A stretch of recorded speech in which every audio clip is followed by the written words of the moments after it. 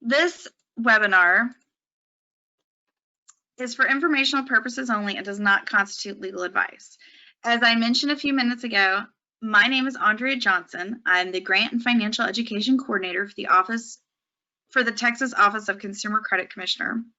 And before I get started, I just want to point out that this webinar is for informational purposes only and does not constitute legal advice. And as I mentioned, if you have a question, pop it in the question box during the presentation. If I don't answer it while we're talking, I will try to get to it as we're going along, or we can hold our questions for afterwards. Write things down as we're going along. I mentioned the handouts. The budgeting worksheet is really great if you're just looking for something simple and fast to put some information in to help you kind of get started. So before we talk about budgeting, I need to talk about the Office of Consumer Credit Commissioner. The agency is responsible for licensing, regulating certain non-depository institutions. The OCCC protects consumers from misrepresentation, fraud, and deceptive practices.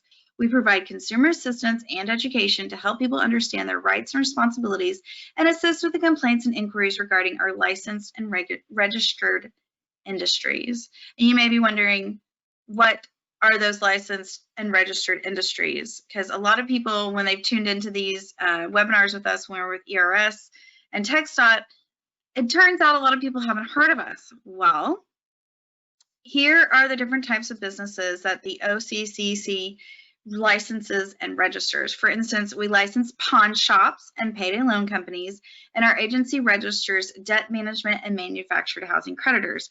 So anytime you have buzzed down I-35 and you have seen a pawn shop on the side of the road, or you have walked into a pawn shop or been with someone who's gone to a pawn shop, you've had some kind of contact indirectly with the Office of Consumer Credit Commissioner. The Consumer Assistance Team with the Office of Consumer Credit Commissioner reviews concerns or complaints, investigates, and acts as a mediator between you and your creditor to come to a resolution. If you have any concerns or complaints about any of the industries we license or regulate, you should contact our Consumer Assistance Helpline. And there really are people sitting there right now ready to answer your questions when it comes to, if you think you've been misrepresented with any of the businesses that we license or register. The OCCC provides financial education through me, Andrea, and we do informational seminars and webinars like this one. We hand out financial education materials, which can all be seen and collected on our website, occc.texas.gov. We do public service announcements and press releases, and we partnership with other education-oriented organizations. And this one I'd like to point out, we manage our Texas Financial Education Endowment, which helps to provide financial education and capability across Texas for all Texans by by awarding grant funds through nonprofits and organizations across the state of Texas that are committed to financial education. So today we are talking about budgeting basics. And again, I want to point out this webinar is for informational purposes only and does not constitute legal advice. Also, if you don't have a question, but you want me to go back over a slide, you can go ahead and put that in the question box. I can always back up, maybe repeat something if I'm going too quickly.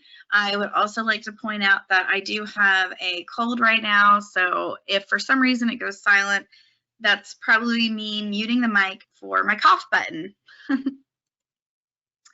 So one thing about budgeting is that financial stress can play a big role in your mental health. It can also lead to poor physical health. It can lead to delayed health care. It can lead to unhealthy coping behaviors, and it can put a strain on relationships. At least 2 studies by TD Ameritrade found that 41% of Gen Xers and 29% of Boomers ended their marriage due to disagreements over money. So when you're dealing with your money and you're learning how to budget, it's not just money that you're taking care of. It's all of these things: your physical health, your health care, putting off that doctor's appointment because you can't afford the copay, coping behaviors. You feel down. Some people could turn to even those coping behaviors that are emotional shopping. Someone who runs out and buys that $60 sweater that they didn't need, but they were, feeling down. So these are things you want to address also when it comes to budgeting. And that's really another reason why budgeting is so important. There are ways to deal with financial stress. You need to understand your cycle of debt. Are you using a credit card every month to make ends meet? Are you able to create extra sources of income? And today we're going to talk about working out a budget. And there are several ways to practice stress relieving techniques. Making one financial decision at a time. Don't sit around and go, oh, I need to do all of these things at once. That can just pile on the stress. Tracking your spending, which is a big part of budgeting. Identifying your financial stressors, avoiding temptation, and asking for support. Webinars like this are also a form of support. You're looking for that extra bit of information to kind of help you understand what it is that you need to do to change your financial situation. So, first question today is, what aspects of your life do you feel are affected by poor financial health? Do you think it's physical, mental, personal relationships, or you say, I feel great, and my finances are fine? So go ahead and click on the answer that you think most relates to you, and I'll kind of discuss where everyone stands. So I'll give you about 5 more seconds. Okay, and I'm going to close the poll. Well, things are changing. Hold on. Okay, now I'll close the poll, and let's see where everyone kind of stands. So as you can see, that 13% say it affects you physically, 63% says it affects you mentally, 19% says personal relationships, and 6% of you say, none, I'm feeling fine about my finances. I would have to tell you that when it comes to me personally, the mental side of it and the personal relationship side of it are probably the bigger factors. Mental, that stressor of making sure the bills balance, the budget balances, making sure everything can be paid for by the end of the month. And the personal relationships is the fact that I'm the one who's usually the person saying, no, we shouldn't do that. No, even when it's my own, I talk out loud and I go, oh, well, should we buy XYZ? I'm the first one to start talking myself out of it. And that can play a role in your marriage and really affect things.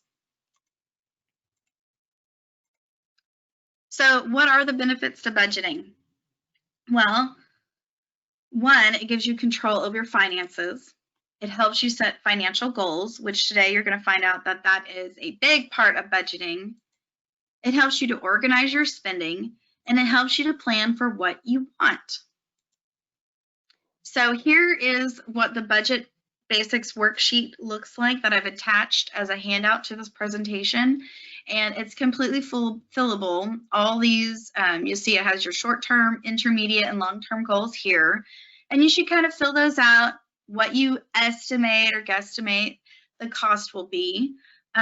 You see where we're talking about your sources of income, and then we're going to break down your monthly expenses, and there's a total. So as you're filling in these numbers, later on this month or maybe next month, and I'll tell you why it's important that we're planning ahead instead of sitting down and doing this later today in a little bit.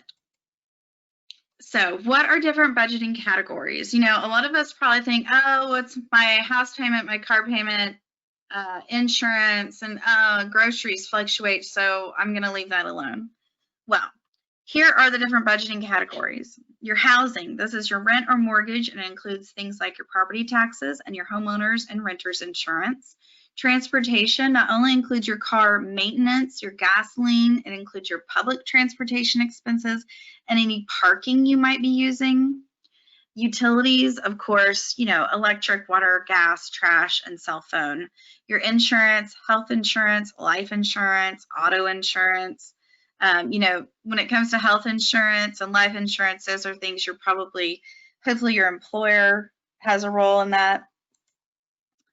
Other budgeting categories include things like food. And this is not just the groceries that you're spending, but it's the money you're spending on groceries, but it's the money that you're spending on eating out.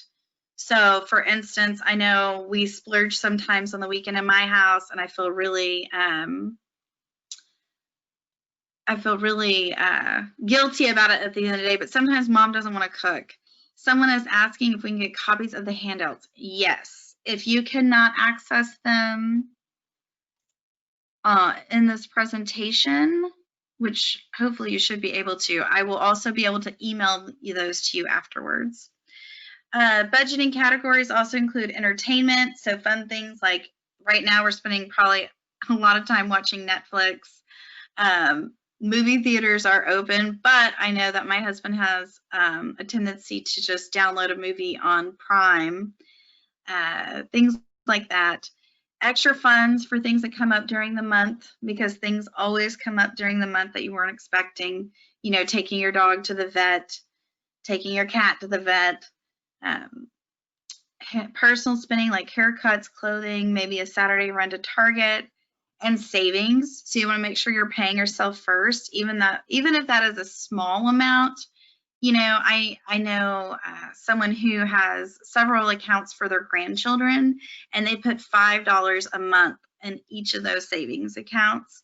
And it may be small, but if you think about it, for a grandchild, by the time they're 18, that's really going to add up. And then giving. So if there's any charitable causes that you care about, that's also something you want to budget. So which monthly expenses do you already budget? This is important because I want to know how many of you are already budgeting for things that are important to you.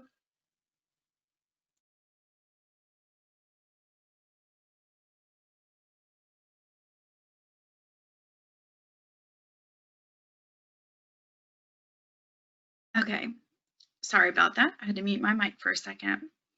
So what is important to you? Insurance, you may not be budgeting because it's automatically coming out, so you're not even, you're not really accruing the cost for that one. And then childcare, I know in my house, childcare is pretty important. So let's close the poll. I'm going to share that with you. Oh, sorry about that.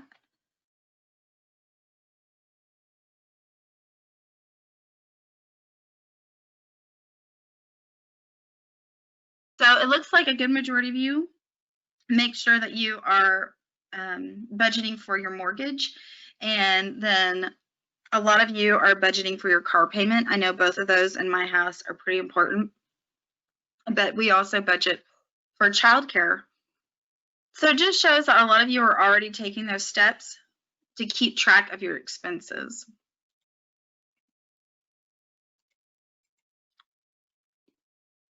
So moving forward, how do you know how much to put in each category? Well, in order to answer this question, you need to review your receipts, credit card, and bank statements, and it will be much easier to build a budget if you track the spending before diving right in.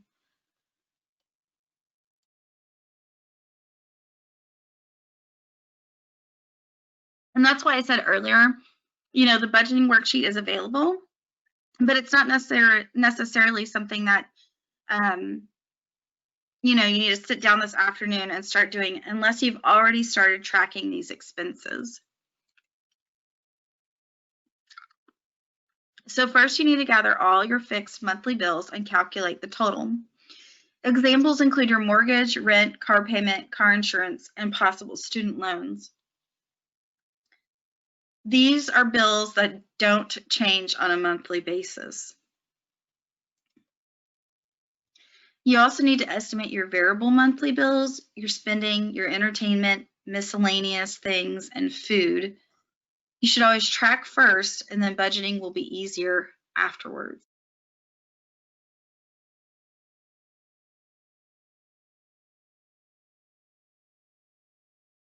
My cough is really kicking in right now for some reason. So let's take another polling question. Since we just talked about what we spend and where we spend it, how much do you think you spend on extras? 80%, 60%, 40%, 10%? I feel like sometimes at the end of the month, I have spent 60% of our budget on extras, and then I justify what I spent and where I spent it. Now, you really want to be closer to that 10% category, you know, but then like everyone is different and things are going to kind of come up and you're going to have to, you know, you're going to have to spend more than what you normally would or you would like to spend. And it looks like about a couple more seconds and let's share that. So a good majority of you are thinking that you spend 40% on extras. I'd say 40% isn't too bad. It depends probably on what we're including in the extras. You know, are you including, you know, maybe your, your car registration in June? You know, that's an extra. That's something that but that's miscellaneous and you weren't expecting to spend, but somewhere that's being tied into things. A lot of 33% of you say you spend about 10%, and that's really great. And then 13% say 60%. So there are several different budgeting strategies. There's budgeting percentages. There is the 50-30-20 technique. There is the 80-20 technique and the zero-based budgeting. I kind of fall between zero-based budgeting and 80-20, and we're going to go a little bit over those right now. So budgeting percentages. Now, I want to point out before I go over the budgeting techniques that you should base your categories on your net income, but take into account that you are already saving. That for some of you, if you're a state employee today, that you're already saving some for sorry. Ugh, my cold is kicking me today. But I want to point out that for state employees, and a few of you on this webinar today are state employees, at 9.5%, you're already saving. So you want to increase your savings to 10% if you can. But remember, everyone is different. And here are some guidelines when it comes to creating a budget based on the percentage of money you should be spending in different categories. These percentages are based on your total after income tax, but before 401k, medical insurance, or other contributions you might be making. These budget categories assume that you're carrying no debt except a mortgage. So you'll see that housing is 25 to 30%, transportation is 10 to 15%, utilities is 5 to 10%, and insurance is 10 to 15%, and so on down the line. You'll notice that in a lot of the ones that are the variable expenses, we want to stay between 5 and 10% of your spending. And that's really important because, you know, a bulk of your money should be going towards your housing, your transportation, your utilities, things of that nature. You know, your personal spending, if it's up to 50%, then you definitely need to develop the budgeting worksheet. So budgeting ratio techniques. They are based on your take-home pay. The first is 50% of your income and goes toward your needs. 30% goes toward your wants, and 20% goes into savings. And 20% may sound like a lot. You know, if you take your net paycheck and you deduct 20% and you go, whoa, you know, that's half my gasoline bill for the month to get to and from work. You know, you can always scale that back. You know, the percentages before on the other page said 5 to 10%. Another way is 20% goes into savings and debt, while the remaining 80% goes towards everything else. The 20% savings is anything that increases net worth. So that includes your savings account, paying off debts, and investments. So it's not just a savings account we're talking about that. We're also talking about paying off debt. So that includes your credit cards. While those balances are coming down, that's helping you to save money because you're making smaller payments. And then eventually having those cards paid off will really help. So zero-based budgeting, and I find myself doing this one a lot because I need a number for every little thing, and I need to see those numbers. Zero-based budgeting means you will balance your income and your expenses. Here, every dollar has a purpose. It's the same idea as the envelope method.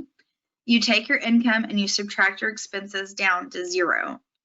I would probably be driving myself crazy if I tracked it down to zero, but I come pretty close at the end of the month to knowing exactly where every little dollar went. The envelope method actually uses envelopes, in case you're curious, because it's not on the screen right here. You figure out how much money you need in each category, and you place an amount of money in different envelopes, and you physically have that money set aside in different envelopes. And that's an old budgeting technique that's been really popular. So here is what a budget might look like for you. This uses the budgeting percentages we discussed earlier. This is also an example of zero-based budgeting. You notice on the budget there's a student loan, and in order to pay it, we had to reduce our spending in other categories like entertainment, personal spending, and miscellaneous spending. So you see those categories went down just a smidge. You know, it was saying like 5 to 10%. You know, personal spending, you'll see is 4%, miscellaneous is 4%. So it's just minor changes in order to take care of that student loan, but that student loan is something really important and a lot of people have to deal with. So this right here is an example of using the same budget over the 50-30-20 and the 80-20 techniques. And you'll notice the numbers aren't exact, but they're close as possible. So, you know, it says 50-30-20, but you'll see that 52% goes towards needs, 25% goes towards wants, and then the savings and debt repayment is 23%. And for some of us, you know, that savings and debt repayment is always going to be a little bit higher. On the 80-20, it's the same thing, you know, 23% for savings and debt, and then 77% for everything else. And when we say everything else, we mean everything else. Mortgage, car payment, things of that nature. You know, those monthly bills that you're having to pay regularly. So let's talk a little bit more about debt repayment. When it comes to debt repayment, there are a few things you can do. This first one has a cute little name. It's called the debt snowball. So what you're going to do is you're going to make the minimum payment on everything, and anything extra goes to the smallest balance. So let's say you have, I like to talk about credit cards because it's easier to think of balances to me. Let's say you've got a credit card with $250 balance on it, but it doesn't matter what the interest rate on it is. And then you've got another credit card that has $1,000 balance on it. So what you would do is you would make the minimum payment on the $1,000 card, and you would make anything extra going towards the smaller amount. So you get it paid off faster. And then as you get that paid off, you move on to the other one. And so for some, this might be nice because you're going to see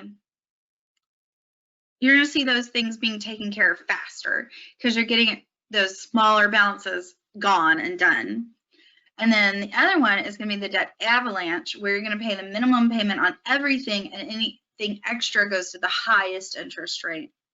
So this is going to be a little harder to see that immediate result, because while you're making those minimum payments on everything else, and you're making the higher payment on the highest interest rate card, it's going to be harder to watch that that balance come down. And so that might be a little bit more difficult for people, but both of these are good ideas if you've got a lot of different things you need to pay off. So consolidating credit cards. Try to consolidate credit cards when you can. Depending on fees involved and balance transfers, this may work for you. You know, you notice a lot of things are saying, oh, 0% interest for the first 12 months if you on balance transfers. Well, let's say you transfer all these cards to the 0% interest rate. Can you get that balance paid off in 12 months?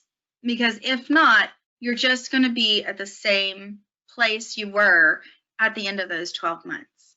So it may not actually be beneficial to you if it's not going to help. Consider one of those.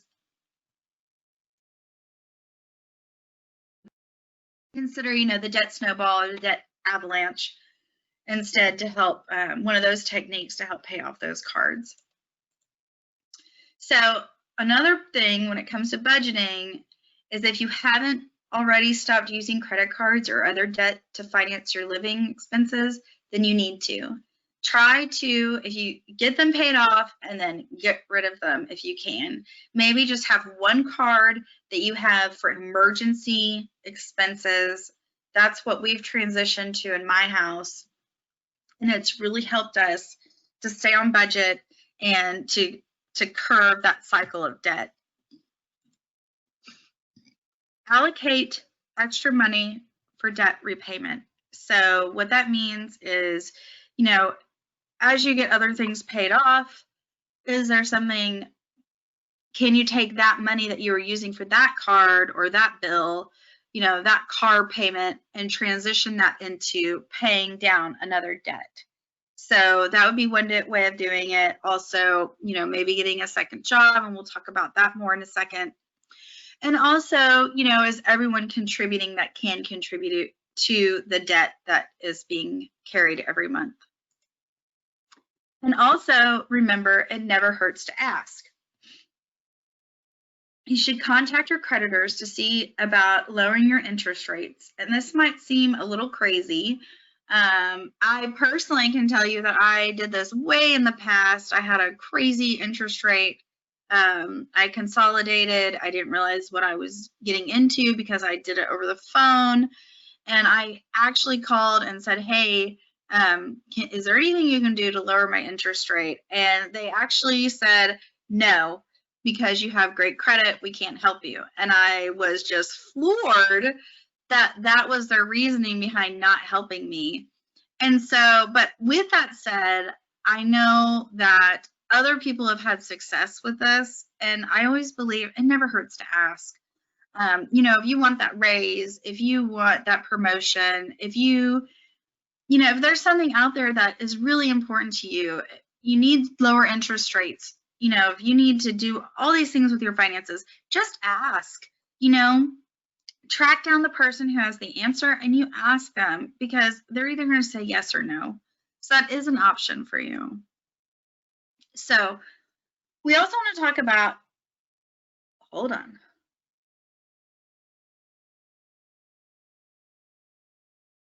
Had a tickle.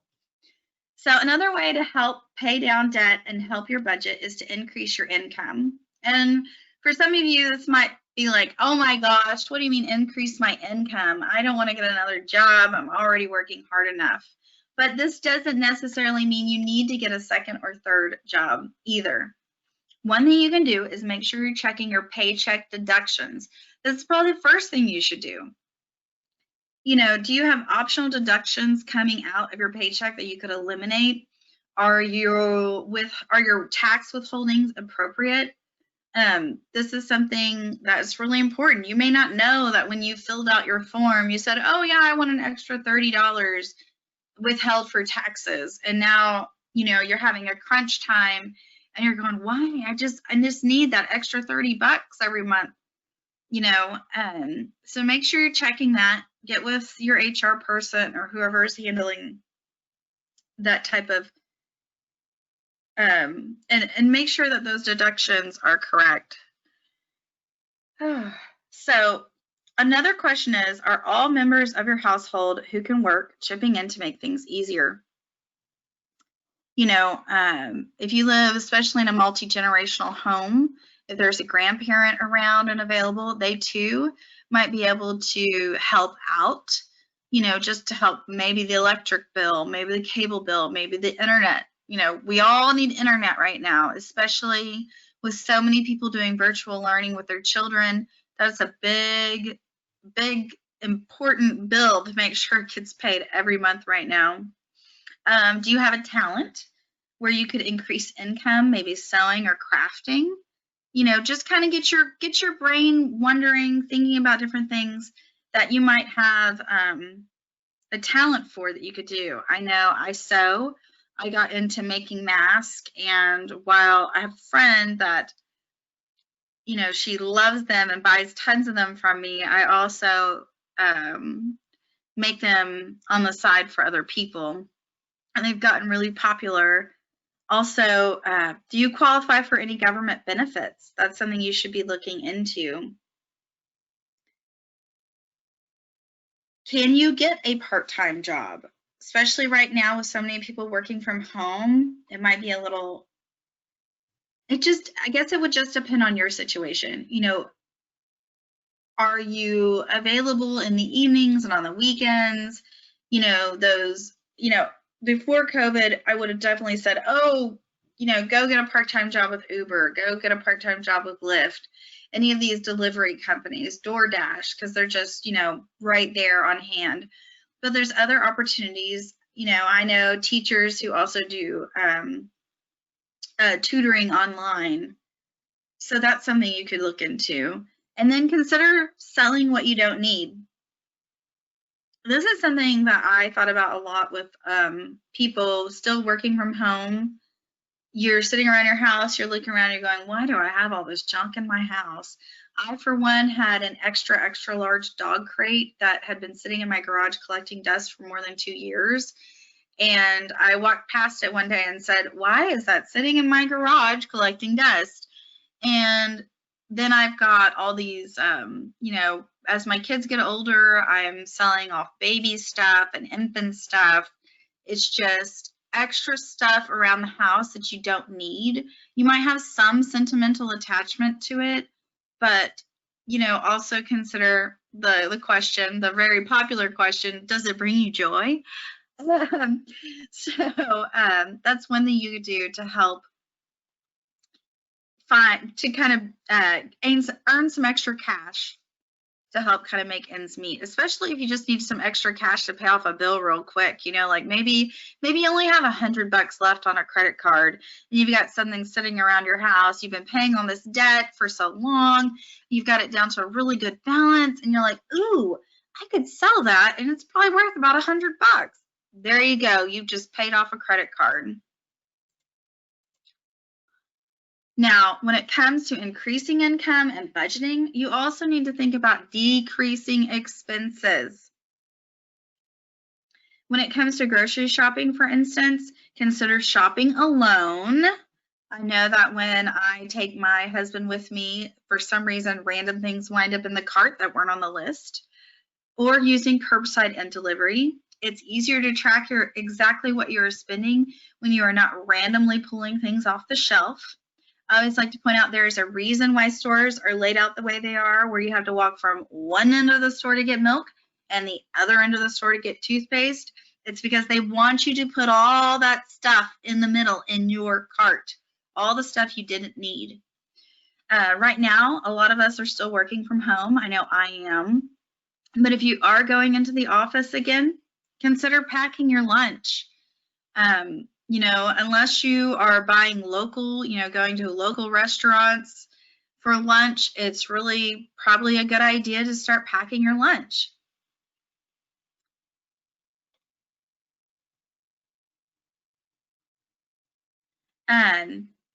Instead of going out, you should entertain at home. A lot of people I know have done those birthday party drive-bys, which are really popular. And while you're going out, but you're not planning this big party for all these people, where you've got to have all the food and you've got to have the games and you've got to have the decorations, you've got all this stuff. You can just say, hey, we're doing a drive-by birthday party at 5 o'clock on Friday, and everyone comes by and honks their horn. Shop at the end of the season and look for deals. One of my mom friends, I found out this summer, I found out that Target and Walmart do toy clearance usually at the end of July. and some things are marked down to 80%. And it was so funny when she called and told me this. I immediately went online and started Googling like Walmart toy clearance, and it almost seems like it was on this dark tunnel where you had to like go through all these different websites to find out what toys when this clearance was. And I had no clue, but what she does is she stocks up on Christmas presents, especially for her kids and all of her nieces and nephews. Her husband has a large family. So someone's also having birthday parties all the time. I swear, every time I talk to her, she has a birthday party. And they're doing drive-bys, but she still takes a gift and drops it off. And so she has like a present closet. So she buys these gifts throughout the year when they're at a lower price, because one thing about waiting until the end of the year is that you're running into everyone else who's trying to buy the same thing. So prices might actually be a little bit higher. Another thing to do if you started going back into the office is to carpool. And then also remember to reduce spending in categories that are not non-necessities, like housekeeping services, club memberships. Consider donating time instead of money. So if there's a charity that you love, maybe volunteer. You know, right now I know my mom is helping to load boxes at her church for a charity that they play a role in. And so she's using her time instead of her money to help out. Cut extra channels in your cable bill. You know, I used to get cable. Now we're antenna people, because when I'm paying for all these channels I don't watch, I said, this is just too much. And I cut the cable cord and called it a day. I wanted to share that someone had mentioned that they are already selling so much stuff, collectibles, and lots of different items. And although eBay and Craigslist have turned into a nightmare to use, she keeps wondering how she can sell stuff without being charged so many fees. One thing I know, I've done Facebook Marketplace. That's been really popular for selling. I have a friend who's almost liquidating properties, or items from properties by Facebook Marketplace. And so that's been really popular. I know that there's other websites that people have used, like Poshmark. I haven't used Poshmark. I'm not sure what the fees are with that, but that's, you know, going to be mostly for clothing and items like that. But that's another option you might have. So if what you earn after taxes isn't enough to cover all your expenses, then you need to adjust the categories that we've been talking about. When your income increases, don't increase your spending and stick to the same budget. Remember to pay off debt and save extra money and prevent late payments. When, you know, you might think, oh, I don't care if I pay that bill late. Well, did that late payment also come with a $10 fee or a $15 fee? What was the fee for paying that bill late? So that's extra money that you've lost out on. And it may not seem like a lot at the time, but if you're making those late payments every month, you know, that really adds up. One big thing to do is lose the extra paycheck mentality. When you earn extra income, resist the urge to spend it.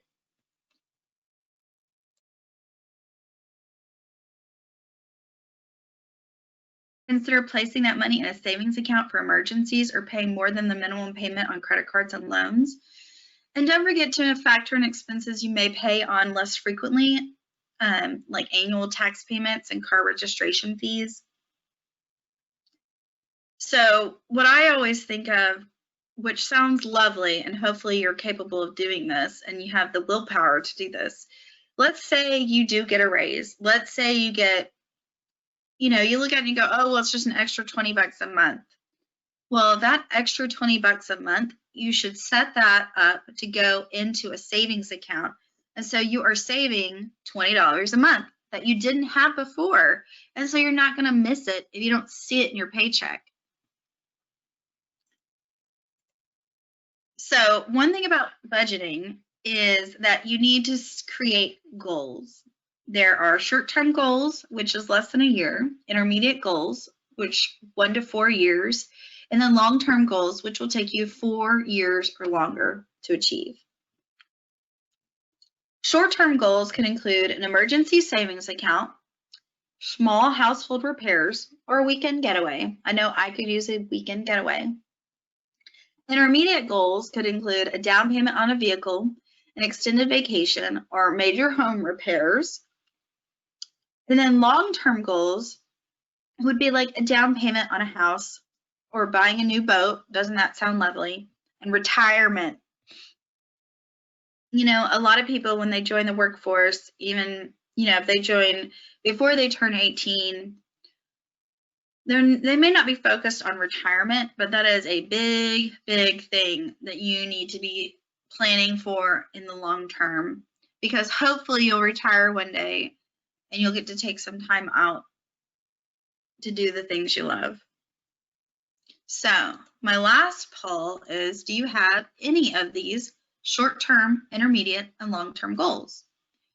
And the reason why I'm asking this is because while you are planning your budget, you want to sit down and think about what it's going to take to make these goals happen.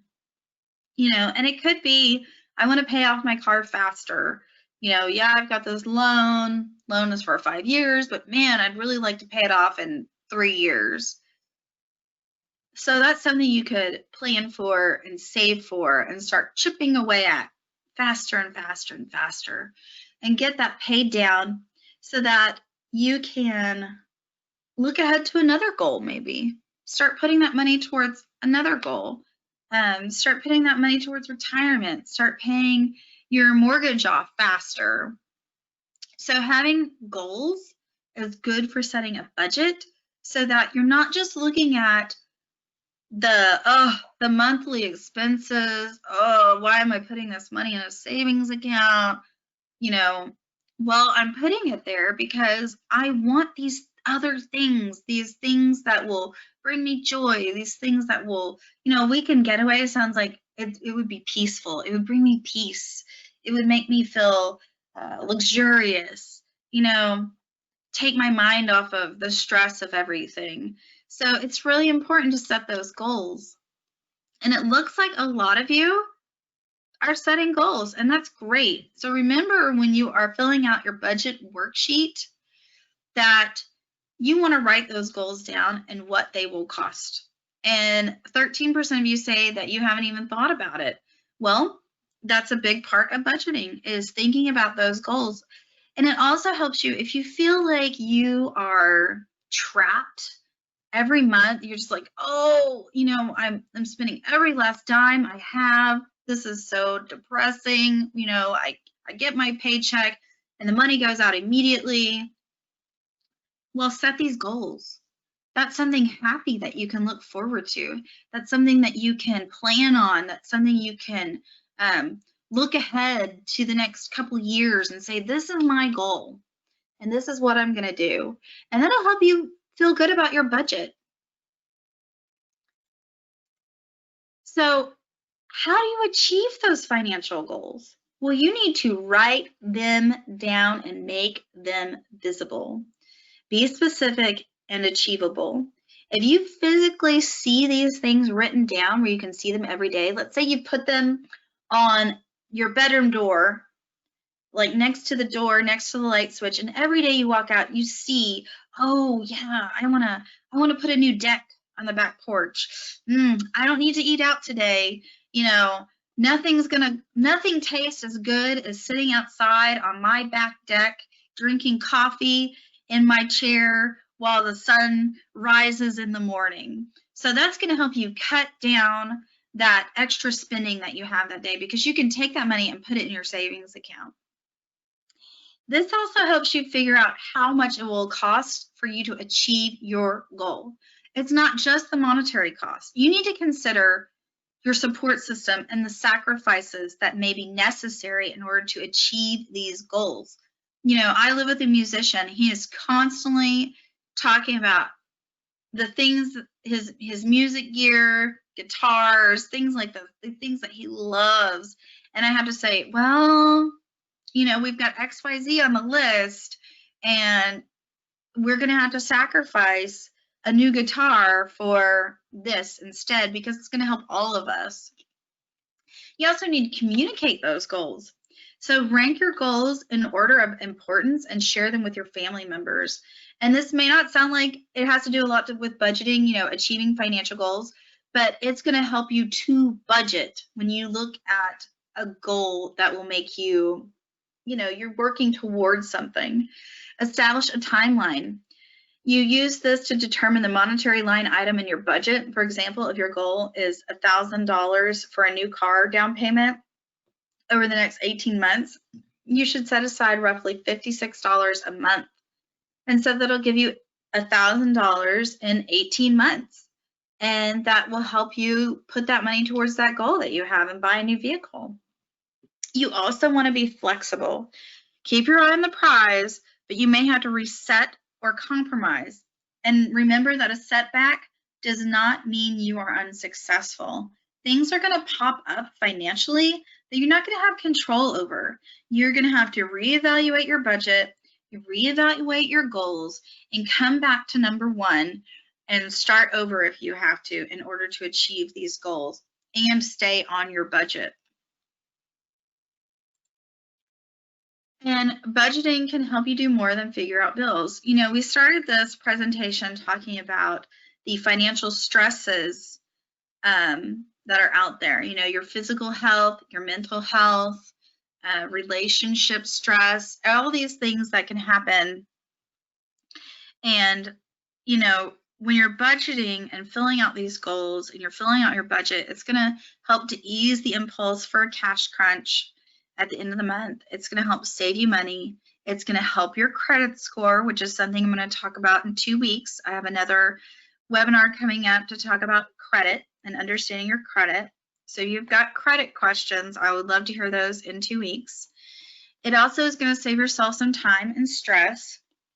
Budgeting, you sit down and you just go, okay, this is what I have. This is what I need to do. Bam, done. And it helps you to take control of your finances.